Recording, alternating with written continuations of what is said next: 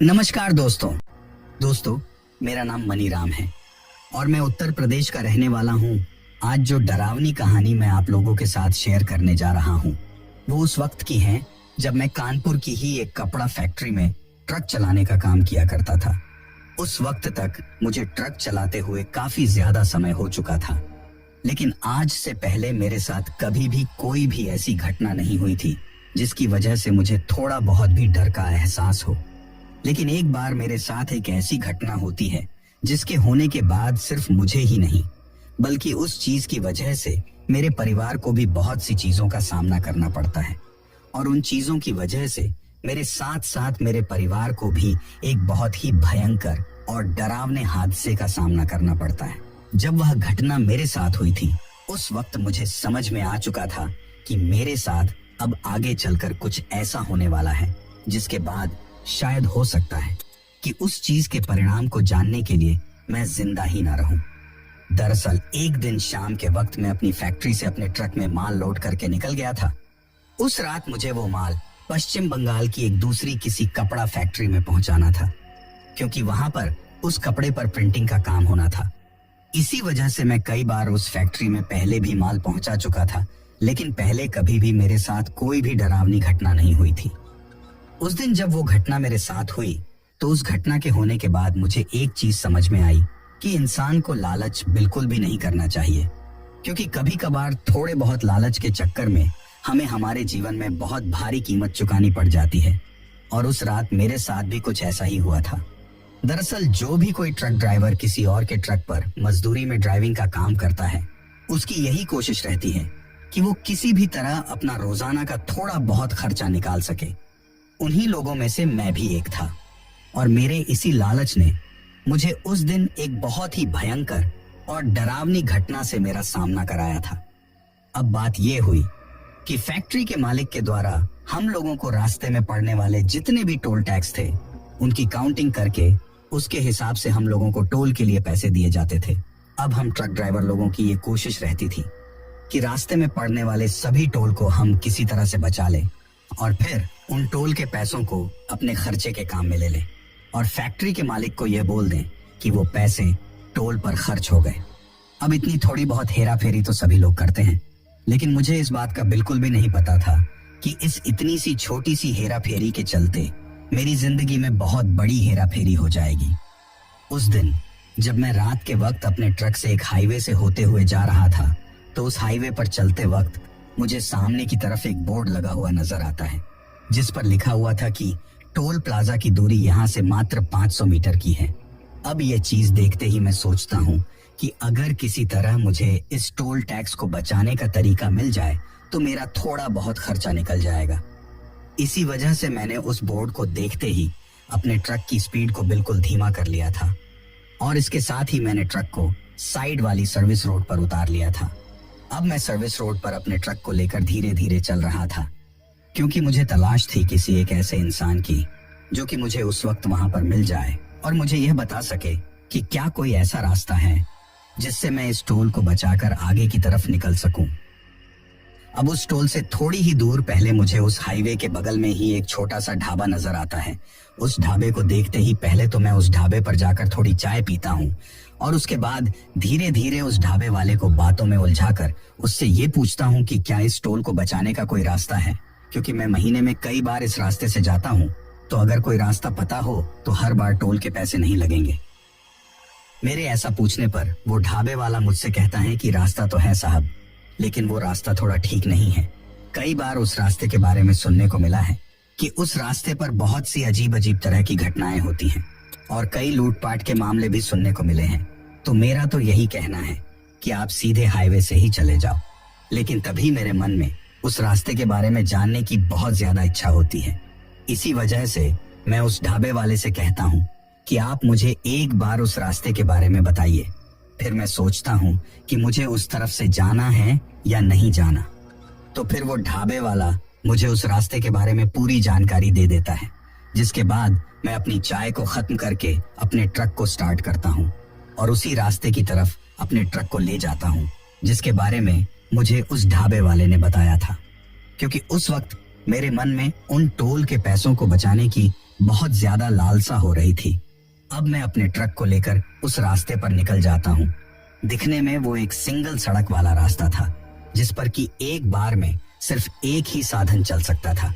अगर सामने की तरफ से कोई दूसरा साधन आ जाता तो फिर दोनों में से किसी एक को अपने साधन को सड़क के नीचे ही उतारना पड़ता। अब मैं उस रास्ते पर बिल्कुल निष्फिक्र होकर चल रहा था।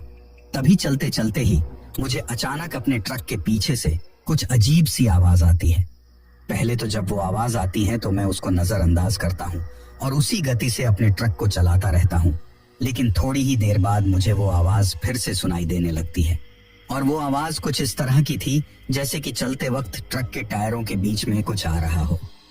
जब वो आवाज बार बार आने लगती है तो मैं सोचता हूँ कि ऐसा क्या है जो बार बार ट्रक के टायरों के बीच में आ रहा है, क्योंकि पहले तो मुझे लगा था कि शायद कोई छोटी मोटी चीज होगी जो टायरों के बीच में फंस गई होगी और अपने आप ही निकल जाएगी। लेकिन जब बार बार वो आवाज आने लगती है तो मैं सोचता हूँ कि शायद एक बार ट्रक को रोककर देखना ही पड़ेगा, क्योंकि अगर मैंने ज्यादा देर तक इस चीज को नजरअंदाज किया तो शायद ये कोई मोटा नुकसान भी कर सकती है। अब यही चीज सोचकर मैं अपने ट्रक को रोकने का पूरा मन बना लेता हूँ। लेकिन उस वक्त मुझे वो रास्ता काफी ज्यादा सुनसान लग रहा था और उस रास्ते पर मुझे कोई भी दूसरा आता जाता हुआ साधन दिखाई नहीं दे रहा था। उस वक्त तक रात भी काफी ज्यादा गहरी हो चुकी थी। शायद वो यही कोई 1 से 2 बजे के बीच का वक्त होगा। लेकिन अब सिर्फ सुनसान रास्ते को देखकर मैं उस ट्रक में हो रही दिक्कत को नजरअंदाज नहीं कर सकता था। इसी वजह से मैं धीरे धीरे अपने ट्रक को थोड़ा सड़क के बगल में रोकने के लिए उसकी स्पीड को धीमा कर देता हूँ।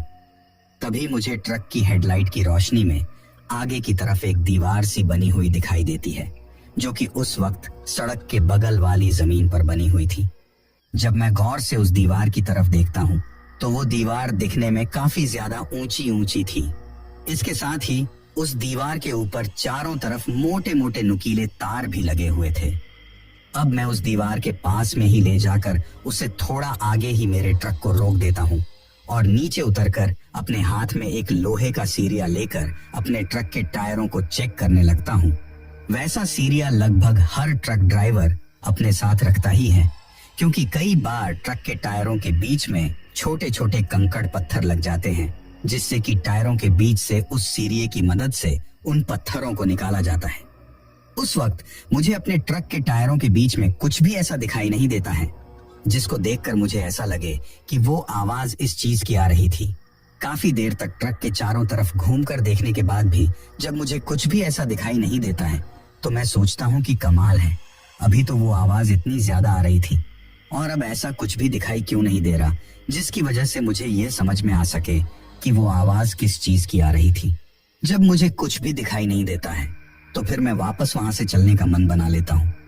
फिर अपने ट्रक के केबिन की तरफ जाकर मैं उस लोहे के सीरिये को वापस से अपने केबिन में रखता हूँ और ट्रक में चढ़ने के लिए जैसे ही मैं ऊपर की तरफ अपने पैर को रखता हूँ तभी मुझे ऐसा एहसास होता है कि मुझे पेशाब लग रही है और मुझे कर ही लेनी चाहिए, क्योंकि बार बार अगर मैं ऐसे ही ट्रक को अलग अलग जगह पर रोकता रहा तो फिर मुझे सफर को तय करने में काफी ज्यादा समय लगेगा।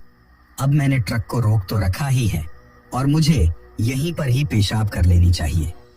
उसके बाद मैंने अपने ट्रक के फाटक को वापस बंद कर दिया और अब मैं ट्रक के पास में खड़ा होकर इधर उधर अपनी नजरें घुमाकर एक जगह को देख रहा था जहां पर मैं पेशाब कर सकूं।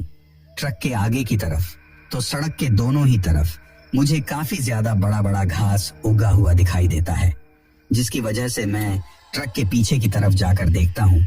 मुझे वहां पर उस दीवार के पास में ही थोड़ी साफ सी जगह दिखाई देती है। इसी वजह से मैं उस साफ सी जगह के पास में जाकर पेशाब करने लगता हूँ। लेकिन वो कहते हैं ना कि किसी भी शख्स को किसी भी अनजान जगह के बारे में पता नहीं होता है कि वो जिस जगह पर मौजूद हैं वो जगह अपना क्या अस्तित्व रखती है और वहां पर अपने द्वारा किया गया कोई भी काम अपने ऊपर किस तरीके से असर कर सकता है। शायद उस वक्त भी जब मैं उस जगह पर पेशाब कर रहा था तो मुझे भी उस जगह के अतीत के बारे में नहीं पता था कि वो जगह कौन सी है और मेरे वहां पर ये सब करने से मेरे साथ आगे क्या हो सकता है। अब वहां पर पेशाब करने के बाद मैं अपने ट्रक के केबिन की तरफ आता हूँ और केबिन की तरफ आने के बाद मैं अपने केबिन से पानी की बोतल निकालता हूँ और अपने हाथ देता हूँ। हाथ धोने के बाद मैं जैसे ही अपने ट्रक के केबिन में बैठता हूँ तो मुझे मेरे ट्रक के पीछे से कोई 4-5 बिल्लियों के आपस में लड़ने की या फिर गुर्राने की सी आवाज सुनाई देती है। उस आवाज को सुनकर मैं सोचता हूँ कि अभी तो जब मैं उस जगह पर पेशाब कर रहा था तो वहां पर मुझे ऐसा कुछ भी सुनाई नहीं दिया था, लेकिन अभी अचानक से ही उस जगह पर इतनी सारी बिल्लियां कहां से आ गई। और उस वक्त ना ही मुझे इस चीज का अंदाजा था कि वो बिल्लियां आपस में किस वजह से लड़ रही हैं। अब मैं अपने ट्रक को वहां से स्टार्ट करता हूँ और आगे की तरफ निकल जाता हूँ। अब मुझे उस जगह से आगे की तरफ निकले हुए थोड़ी ही देर हुई थी कि तभी अचानक से मुझे ट्रक चलाते चलाते ही ऐसा लगता है कि जैसे ट्रक पर ऊपर की तरफ कोई है, क्योंकि बार बार मुझे मेरे ट्रक के केबिन की जो छत थी उसके ऊपर की तरफ से किसी के होने का एहसास हो रहा था। जब मैं ट्रक चला रहा था तो ट्रक चलाते चलाते ही मुझे मेरे ट्रक के केबिन की छत पर से किसी के कदमों की सी आवाज सुनाई दे रही थी। ऐसा लग रहा था कि जैसे कोई उसके ऊपर चल रहा हो, लेकिन वो बहुत ही छोटे छोटे कदमों की आवाज थी।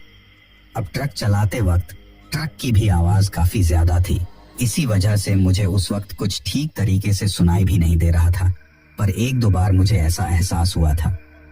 अभी मैं उस रास्ते से आगे की तरफ जा ही रहा था कि तभी ट्रक चलाते चलाते ही मैं देखता हूँ कि उस सड़क के बगल से एक औरत आगे की तरफ जा रही है और उसने पूरी की पूरी लाल रंग की साड़ी पहन रखी है। जब मैं ट्रक चला रहा था तो ट्रक की हेडलाइट की रोशनी में मुझे वो दिखाई देती है। उसको इतनी रात को उस सुनसान सड़क पर चलता हुआ देखकर मैं सोचता हूँ कि आखिर ये औरत कौन है जो इस तरह से इस सुनसान रास्ते पर वो भी इतनी रात को चल रही है। उस औरत को देखने के बाद मैं एक पल के लिए चारों तरफ नजर घूमता हूँ, क्योंकि उस वक्त मुझे लगा कि शायद इसका घर यहीं कहीं आसपास में होगा। लेकिन उस वक्त मुझे उस सड़क के बगल में दूर दूर तक कहीं पर भी दोनों तरफ ही कोई भी घर नजर नहीं आ रहा था। इसके साथ ही जब मैंने उस औरत को चलता हुआ देखा तो उसको देखकर ऐसा लग रहा था कि जैसे वो बिल्कुल निसफिक्र होकर उस रास्ते पर चल रही हो। अक्सर इतनी रात को जब कोई भी इंसान किसी सुनसान रास्ते पर चलता है तो चलते वक्त वो बार बार इधर उधर देखता है, लेकिन वो औरत बिल्कुल भी इधर उधर नहीं देख रही थी। वो सिर्फ आगे की तरफ देखते हुए ही जा रही थी। उस वक्त उसके सिर के बाल भी पूरी तरीके से खुले थे और उसने उस साड़ी का पल्लू भी अपने सिर पर नहीं डाल रखा था।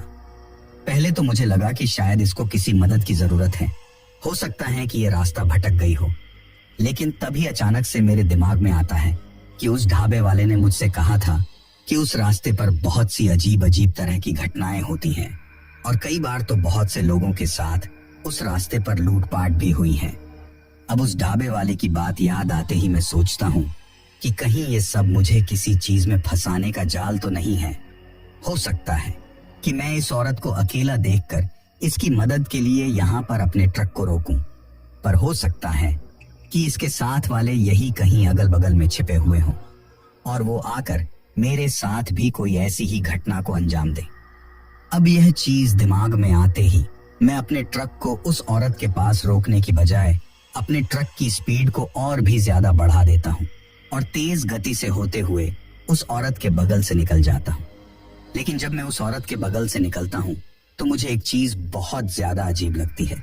वो ये कि जब कोई इंसान किसी सड़क के बगल में चल रहा होता है तो पीछे से अपने पास किसी साधन को आता हुआ देखकर वो एक पल के लिए तो अपने कदमों को रोकता ही है या फिर थोड़ा सड़क से साइड में नीचे की तरफ हो जाता है। लेकिन इतनी तेज गति से मेरे ट्रक को अपने पास से गुजरता हुआ देखने के बाद भी वो औरत उस सड़क पर जिस जगह पर चल रही थी वो उसी जगह पर बिल्कुल वैसे ही चलती रहती है। ना ही तो वो सड़क के बगल में साइड में होती है और ना ही पीछे मुड़कर देखती है।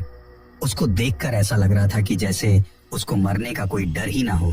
उसके मन में बिल्कुल भी एक पल के लिए ये विचार नहीं आया कि कहीं ये जो कोई भी पीछे की तरफ से साधन आ रहा है ये मुझे टक्कर न मार दे।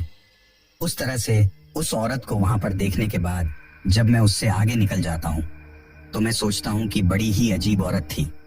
उसको एक बार के लिए भी डर नहीं लगा कि मैं उसके ऊपर ट्रक चढ़ा दूंगा। लेकिन फिर मैं थोड़ी देर के लिए वापस से उस चीज को भूल जाता हूँ और अब उसी रास्ते से आगे की तरफ जाता रहता हूँ। लेकिन उस वक्त मुझे एक चीज समझ में नहीं आ रही थी कि यह रास्ता आखिर जा किस तरफ रहा है, क्योंकि अमूमन कोई भी जो शॉर्टकट रास्ता होता है वो थोड़ी ही दूर अंदर की तरफ जाकर वापस से हाईवे के ऊपर निकल जाता था। लेकिन अब तक मुझे उस रास्ते पर चलते हुए लगभग 10 से 15 किलोमीटर हो चुका था, लेकिन अब तक भी वो रास्ता उसी तरफ जा रहा था, वापस से हाईवे की तरफ मुड़ने का नाम ही नहीं ले रहा था। अक्सर मैंने देखा है कि किसी भी टोल प्लाजा के पास में अगर उस टोल को बचाने का या फिर उसके बगल से होते हुए कोई रास्ता गुजरता है तो वो रास्ता यही कोई 4 से 5 किलोमीटर का होता है और जल्द ही वो उस टोल प्लाजा से थोड़ा आगे होते हुए वापस से हाईवे पर निकल जाता है। लेकिन आज यह जो रास्ता था ये तो हाईवे पर निकलने की बजाय आगे ही पता नहीं और ही किसी अलग वीरान सी जगह की तरफ जा रहा था। अब क्योंकि मैं उस रास्ते पर काफी ज्यादा आगे आ चुका था, इसी वजह से मैंने वापस जाना भी ठीक नहीं समझा। मैंने सोचा कि अब अगर इतनी दूर आ ही गए हैं तो थोड़ी दूर चलकर और देख लेते हैं, क्या पता जल्द ही फिर से यह रास्ता हाईवे की तरफ निकल जाए। अब उस रास्ते पर मेरा ट्रक चल रहा था और मैं बड़े ही ध्यान से अपने ट्रक को चला रहा था कि तभी अचानक से मुझे उस सड़क पर कुछ ऐसा दिखाई देता है जिसको देखने के बाद मैं अचानक से बहुत ज्यादा चौंक जाता हूँ और शायद थोड़ा बहुत डर भी जाता हूँ, क्योंकि अब मुझे अचानक से ही उस सड़क पर सामने की तरफ से आती हुई वही औरत दिखाई देती है जो कुछ देर पहले मुझे उस सड़क से उस तरफ जाती हुई दिखाई दे रही थी। लेकिन इस बार वो मुझे मेरे ट्रक की हेडलाइट की रोशनी में दूर से ही मेरे ही ट्रक की तरफ आती हुई दिखाई देती है।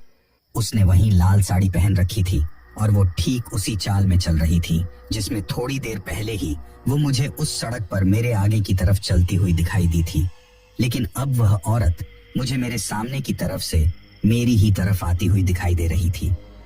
अब उसको इस तरह से मेरी तरफ आता हुआ देखकर मैं सोचता हूँ कि आखिर यह कैसे हो सकता है।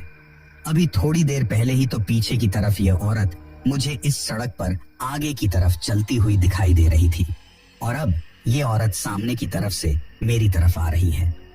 आखिर कोई इंसान ट्रक से भी तेज स्पीड में कैसे किसी जगह पर पहुंच सकता है? इस चीज को सोचते हुए ही मैं गौर से उस औरत की तरफ देखने लगता हूँ। जब मैं उस औरत को गौर से मेरी तरफ आता हुआ देखता हूँ तो इस बार वो एकटक मेरी ही तरफ देख रही थी, जिसकी वजह से चलते चलते ट्रक में से ही मेरी और उसकी नजरें भी मिल जाती हैं। जब कुछ पल के लिए मेरी और उसकी नजरें मिलती हैं तो मेरी तरफ देखते ही वो अजीब तरीके से मुस्कुराती हैं और मुझे अपने हाथ से कुछ ऐसा इशारा करती हैं जिसको देखकर मुझे ऐसा लगा कि जैसे वो मुझे कहना चाहती हो कि अब तुझे खतरा है, क्योंकि उसने अपने हाथ से कुछ इस तरह से अपनी गर्दन की तरफ इशारा किया था जैसे कि कोई गर्दन को काटने के लिए इशारा करता हो। अब यह चीज देखते ही मैं काफी ज्यादा घबरा जाता हूँ। मैं सोचता हूँ कि शायद वो ढाबे वाला बिल्कुल सही ही कह रहा था कि इस रास्ते पर बहुत ज्यादा अजीब अजीब घटनाएं होती हैं। लेकिन उस दिन मुझे इस चीज का अंदाजा नहीं था कि रास्ते के साथ साथ ही मैंने भी वहां पर कुछ ऐसा कर दिया था जिसकी वजह से मेरे साथ ये सब हो रहा था। इसके बाद कुछ ही देर में वो रास्ता फिर से हाईवे के ऊपर निकल जाता है और हाईवे को देखते ही मेरे जी में थोड़ी सी तसल्ली आती है। लेकिन उस रात मेरे साथ हाईवे पर चढ़ने के बाद भी कई बार वही चीज फिर से होती है, यानी कि वह औरत मुझे कई बार उस सड़क पर चलती हुई या फिर सड़क के बगल में ही किसी चीज के ऊपर बैठी हुई दिखाई देती है। जब मेरे साथ ऐसा कई बार होता है तो मुझे एक चीज तो समझ में आ चुकी थी कि आज जरूर मेरे साथ कुछ ना कुछ ऐसा हुआ है जिसकी वजह से ये औरत मुझे बार बार दिखाई दे रही है। और यह कोई औरत नहीं बल्कि शायद कोई ऐसी चीज है जो कि मेरे पीछे पड़ गई है। लेकिन उस वक्त मुझे इस चीज का बिल्कुल भी अंदाजा नहीं था कि ये चीज आखिर मेरा कहाँ तक पीछा करने वाली है। इसके बाद मैं अपने ट्रक में भरे हुए माल को जिस जगह पर मुझे पहुंचाना था उस जगह पर मैं उसको पहुंचा देता हूँ और वापस से कानपुर पहुंचकर अपने ट्रक को फैक्ट्री में खड़ा करके मैं अपने घर निकल जाता हूँ। मैं ऐसा अक्सर किया करता था कि जब कभी भी किसी लंबे रास्ते वाले माल की डिलीवरी करके आता था तो मैं एक दिन का आराम किया करता था। उस दिन भी मैं अपने घर पर सोने के लिए चला गया था। जब उस दिन मैं घर पर पहुंचा तो मुझे लगभग दोपहर के बाद का वक्त हो गया था। जब मैं घर पर जाकर अपनी घरवाली से कहता हूँ कि मुझे काफी ज्यादा भूख लगी है तो खाना लगा दो, तो मेरी घरवाली मुझे खाना लगा देती है और उसके बाद मैं खाना खाने लगता हूँ। लेकिन उस दिन पहली बार खाना खाते वक्त मुझे ऐसा लग रहा था कि जैसे मेरा पेट भरा ही नहीं रहा है। यानी कि जितना ज्यादा मैं खाना खाता जा रहा था, मेरी भूख उतनी ही ज्यादा बढ़ती जा रही थी। उस दिन मैं सोचता हूँ कि आखिर आज मुझे क्या हो रहा है। मैंने इतनी सारी रोटियां और चावल भी खा लिए, लेकिन फिर भी मेरा पेट क्यों नहीं भर रहा। फिर कुछ खाना खाने के बाद मैं अपने मन से ही खाना खाना बंद कर देता हूँ, क्योंकि मैं सोचता हूँ कि घर वाले क्या सोचेंगे कि आज मैं इतना खाना क्यों खा रहा हूँ। उसके बाद मैं थोड़ा आराम करने के लिए लेट जाता हूँ, लेकिन जैसे ही मैं लेटकर अपनी आंखें बंद करता हूँ तो मुझे ऐसा महसूस होता है कि जैसे मेरे बिस्तर के बगल में ही कोई खड़ा है। लेकिन जब मैं अपनी आंखें खोलकर देखता हूँ तो मुझे वहां पर कोई भी दिखाई नहीं देता है। उस दिन मेरे साथ वो चीज कई बार होती है, जिसकी वजह से मैं सो भी नहीं पाता हूँ। फिर जब शाम के 5 से 6 बजे का वक्त हो गया था तो मैं अपने घर से बाहर निकलता हूँ।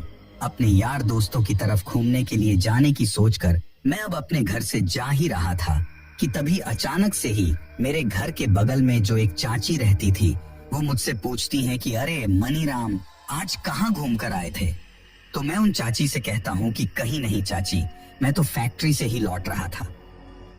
तो वो चाची अपना अजीब सा मुंह बनाते हुए मुझसे कहती हैं कि अगर तुम फैक्ट्री से ही लौट रहे थे तो फिर आते वक्त तुम्हारे साथ वो औरत कौन थी। जब मैंने उन चाची के मुंह से यह बात सुनी तो मैं खुद भी बहुत ज्यादा अचंभित रह जाता हूँ और मैं उनसे पूछता हूँ कि आप किसके बारे में बात कर रही हो।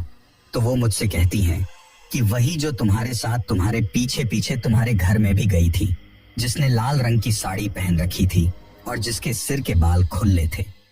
जब मैंने उस औरत को तुम्हारे साथ देखा तो मैंने सोचा कि शायद तुम्हारी कोई रिश्तेदार होगी, और दिखने में भी वो तो काफी ज्यादा खूबसूरत और काफी अच्छी खासी दिख रही थी।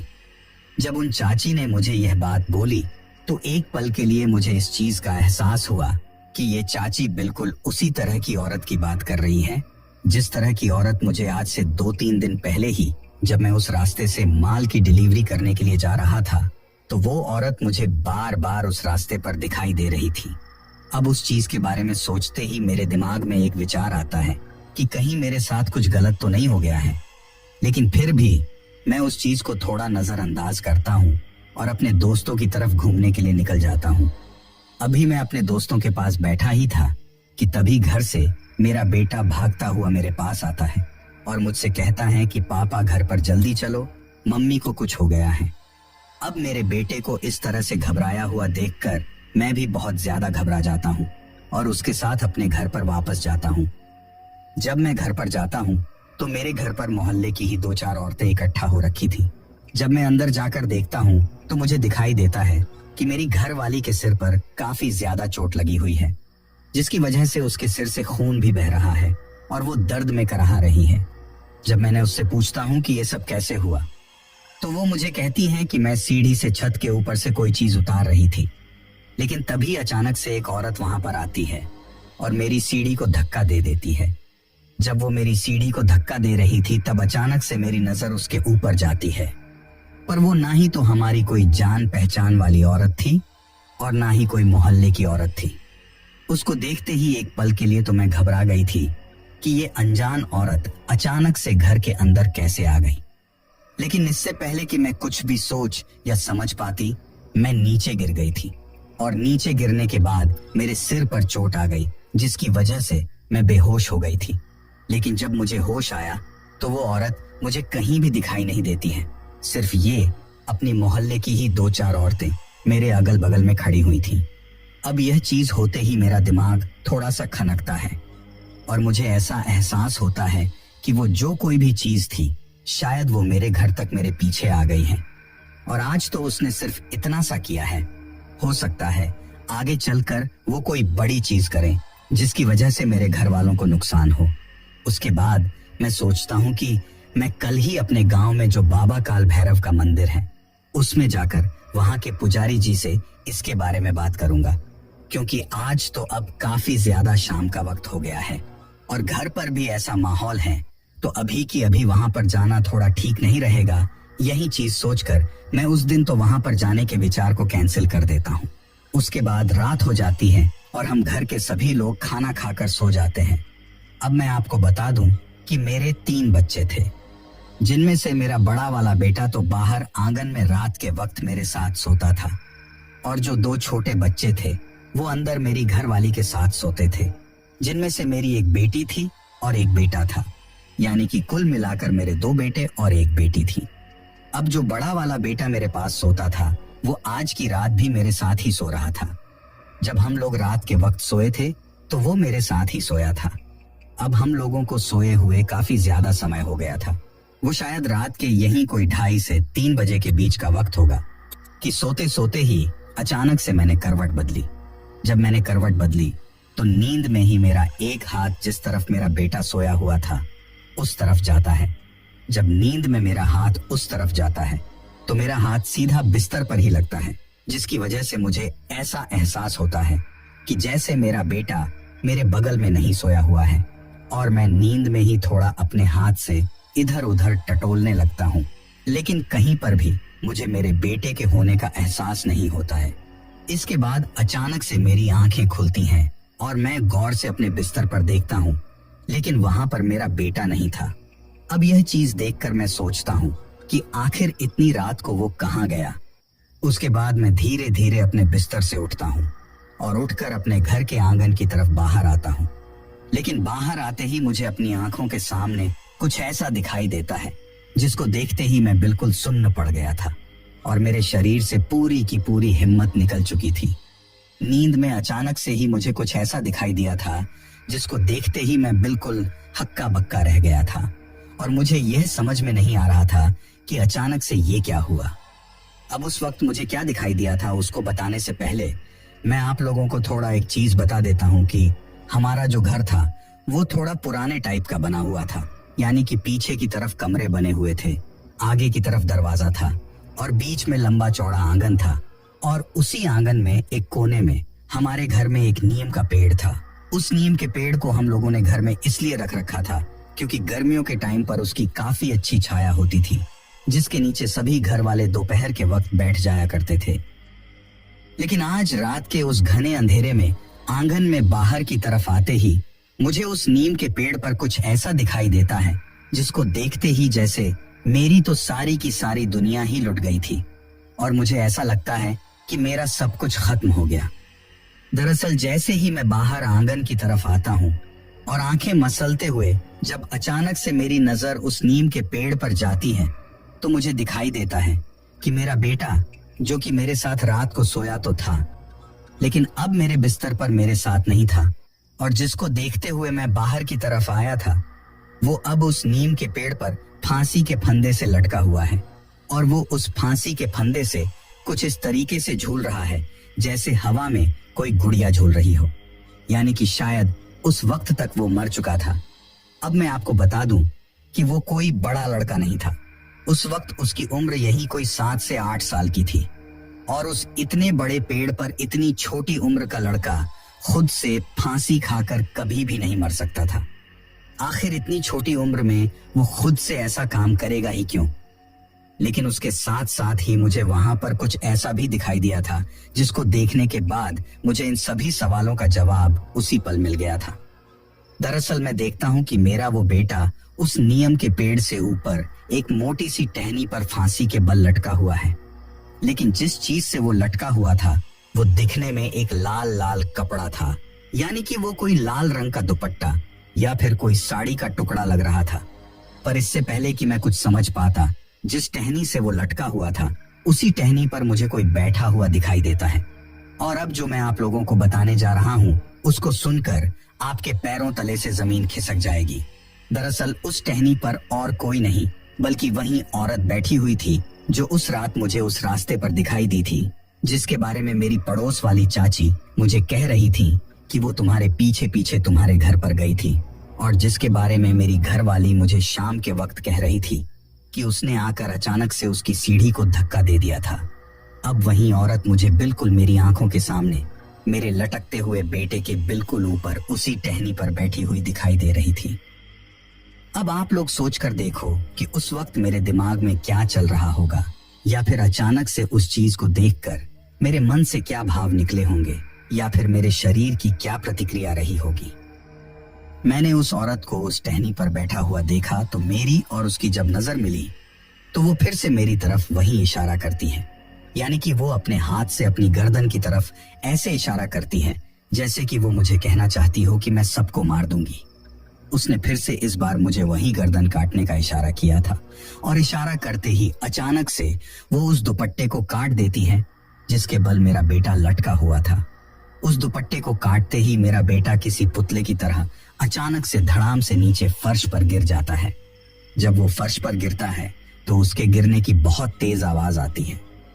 अपने बेटे को इस तरह से अचानक से नीचे गिरता हुआ देखकर मैं काफी ज्यादा भावुक हो जाता हूँ और बहुत ही अजीब तरीके से चिल्लाते हुए रोने लगता हूँ। लेकिन अपने बेटे को नीचे गिरते हुए देखकर जब मेरी नजरें फिर से उस टहनी पर जाती हैं तो वो औरत अब वहां पर नहीं थी, यानी कि वो वहां से गायब हो गई थी। अब मैं बदहवास दौड़ते हुए अपने बेटे के पास जाकर बैठता हूँ, पर उसको देखते ही मुझे समझ में आ गया था कि वो हमेशा के लिए मुझे छोड़कर जा चुका है। शायद उस वक्त उसके गिरने की आवाज को बाकी के घर वालों ने भी सुन लिया था, जिस वजह से वो सभी भी उठकर वहां पर आ जाते हैं। लेकिन जैसे ही आंगन में सब लोग आते हैं तो मुझे इस तरह से अपने बेटे से लिपट कर रोता हुआ देखकर उनके भी पैरों तले से जमीन खिसक गई थी। इसके आगे वहां पर जो कुछ भी हुआ होगा वो आप लोग अच्छे से समझ सकते हो और उसका अंदाजा भी लगा सकते हो कि उसके बाद क्या हुआ होगा। अब मेरे बेटे को मरे 3 दिन हो चुके थे। तीसरी ही दिन मेरी जो बहन थी, जो कि ससुराल से मेरे घर पर आई हुई थी क्योंकि मेरे बेटे की मौत हो चुकी थी, वो अचानक से बाहर आंगन की तरफ भागती हुई आती है। जब वो भागती हुई आंगन की तरफ आई तो उसके चेहरे पर काफी ज्यादा पसीना आया हुआ था और वो बहुत ज्यादा हाँफ रही थी। उस वक्त घर पर काफी लोग मौजूद थे क्योंकि घर में अभी 2 दिन पहले ही एक छोटे बच्चों की मौत हुई थी और जिस तरीके से मौत हुई थी उसके बारे में भी सबको पता था। तो मोहल्ले में काफी ज्यादा भय का माहौल भी बना हुआ था कि तभी अचानक से मेरी बहन वहां पर आकर जो कुछ कहती है उसको सुनकर तो सभी लोग और भी ज्यादा डर जाते हैं। दरअसल वो आकर कहती हैं कि उसने कुछ ही देर पहले घर की रसोई में एक औरत को खड़ा हुआ देखा है जिसने की लाल रंग की साड़ी पहन रखी है। वो औरत रसोई में खड़ी खड़ी चक्कू से कुछ काट रही थी। जब मेरी बहन ने उसकी तरफ गौर से देखा कि वो कौन है और क्या कट रही है तो उसको दिखाई देता है कि वो किसी बच्चे की कटी हुई मुंडी को उस चाकू से काट रही थी और उस औरत के हाथ में किसी और की मुंडी नहीं बल्कि मेरे ही मरे हुए बेटे की मुंडी थी जिसको वो उस चाकू से काट रही थी। यह चीज देखते ही मेरी बहन काफी ज्यादा डर जाती है और वो दौड़ते हुए हमारे पास आकर यह चीज बताती है। जब इस चीज को मेरे अड़ोस पड़ोस के बड़े बुजुर्ग लोगों ने सुना और उनको उस रात वाले हादसे का भी पता था कि किस तरीके से मेरा बेटा मरा और मैंने वहां पर क्या देखा था, तो वो सभी लोग मुझे कहते हैं कि तुम्हें अभी की अभी बाबा काल भैरव के मंदिर में जाकर पूछना चाहिए कि ये सब तुम्हारे साथ क्या हो रहा है और वो क्या चीज है जो एक औरत का रूप लेकर तुम्हारे घर में भटक रही है, जिसने तुम्हारे बेटे को भी मौत के घाट उतार दिया है और हो सकता है आगे चलकर वो घर के किसी और भी सदस्य को कोई नुकसान पहुंचा दे। उसके बाद मैं गांव के 1-2 बुजुर्ग लोगों के साथ और मेरी घरवाली के साथ बाबा काल भैरव के मंदिर में जाता हूँ और मंदिर में जाने के बाद मुझे वहां पर जो सच्चाई पता चलती है उसको सुनकर मेरे पैरों तले जमीन खिसक गई थी। दरअसल उस मंदिर के पुजारी मुझे कहते हैं कि कुछ दिन पहले तुमने कहीं पर किसी अनजान जगह पर रुककर पेशाब या फिर ऐसा कुछ भी किया था। तो मुझे अचानक से उस रात वाली वह बात याद आती है और मैं उन पंडित जी से कहता हूँ कि हाँ, मैंने एक जगह पर रुककर पेशाब किया था और वो जगह भी मेरे लिए बहुत ज्यादा अनजान और सुनसान थी। तो पंडित जी मेरे ऊपर गुस्सा करते हुए कहते हैं कि मूर्ख बालक, तुझे पता नहीं है कि तूने उस जगह पर पेशाब करके कितनी बड़ी गलती कर दी थी। उसी गलती की आज तुझे इतनी बड़ी सजा मिली है कि तेरा बेटा तुझे हमेशा हमेशा के लिए छोड़कर चला गया है। इसके साथ ही वो मुझे बताते हैं कि जिस जगह पर तूने पेशाब किया था वो कोई ऐसी वैसी जगह नहीं थी, बल्कि उस जगह पर एक कब्र थी जिसके ऊपर तूने पेशाब किया था और वो कब्र उसी औरत की थी जो तुझे तेरे घर में और उस रात को तेरे अगल बगल में भटकती हुई दिखाई दे रही थी। जिस दीवार के पास में तूने बैठकर पेशाब किया था उसे दीवार के अंदर पूरा का पूरा कब्रिस्तान बना हुआ था, लेकिन उस दीवार के होने की वजह से तुझे वो दिखाई नहीं दिया। पर तूने उस दीवार के बिल्कुल पास में बैठकर उस दीवार की जड़ों में ही पेशाब किया था, जिसकी वजह से उस कब्र के ऊपर ही तुमने पेशाब कर दिया, जो कि उस औरत की कब्र थी। इसी वजह से उसी रात से उस औरत की आत्मा तेरे साथ आ गई है और वो तेरे ऊपर काफी ज्यादा पजेसिव हो गई है, जिसकी वजह से तेरे अगल बगल में अगर तेरे बहुत ज्यादा करीब आता हुआ उसको कोई दिखाई देता है तो वो तेरे से उसको दूर करने के लिए उस इंसान के साथ कुछ भी कर सकती है। उस रात तेरा बेटा तेरे इतने ज्यादा करीब सोया हुआ था, इसी वजह से उसने तेरे बेटे को ही मौत के घाट उतार दिया।